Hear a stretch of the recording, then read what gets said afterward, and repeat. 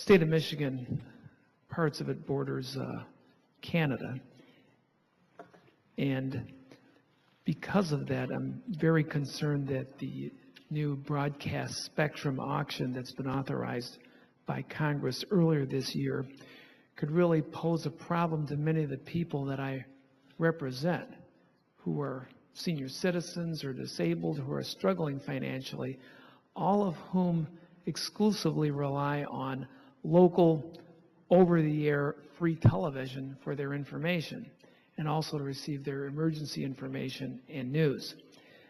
The broadcast incentive auction could result, I believe, in the reduction in the number of channels available to local television stations in the Metro Detroit area as a result of the likely repacking or reallocation of that spectrum that would occur as a result of the incentive auction. And if that happens, many of the people that are the most vulnerable, less likely to get information from any other source, may not be able to get an emergency alert in the event of an emergency.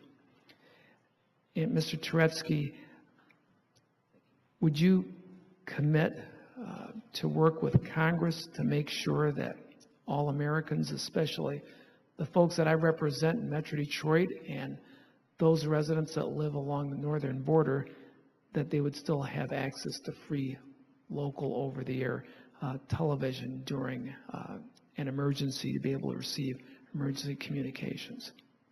Certainly, Congressman, the kinds of communications you're talking about are very important, and the FCC will be working to preserve them. I'm not involved in the incentive auction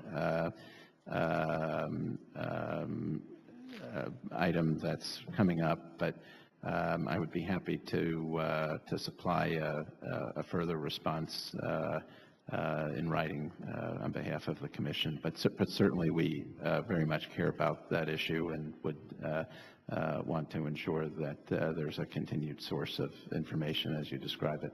No, thank you very much. And then on the same note, I'm also concerned, we've had previous disasters where cell phone service has failed. I'm from Detroit, and that happened many years ago. And if there's a way that we could make sure that these cell phones have either radio receivers in them, or those that already have radio chips, so that they could be activated, so people would be able to have access via radio, being able to receive the emergency alerts, that would be helpful as well.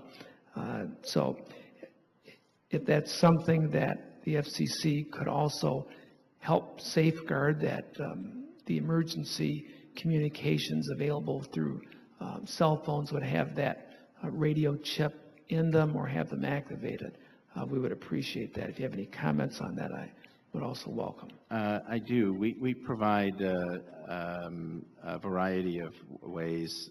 They're voluntary for emergency alerts to be received. To the extent you're talking about the FM chip issue, in 2008, the Commission considered that issue and decided neither to require it nor to prohibit it. And since that time, the FM chip has been included in numerous cell phones and is available today from the major carriers. There is certainly a very important value to having access to broadcast. I supplemented during the derecho when I had no power the information I received through other sources with information from WTOP radio and others. But I did it with a crank radio, and I did it when I went into my car, and I did it a lot of other ways. Consumers have a number of options if they want it from their cell phone. That's an option that's available to them, and right now I think I would be inclined to leave it to the marketplace. Well, thank you, and I'll follow up with you on that too. My final comment, Mr. Chair, is that I would hope that this subcommittee would exercise its oversight jurisdiction to make sure that the broadcast spectrum auction preserves free over-the-air local television service, especially to those residents that live along the northern border. Thank you very much.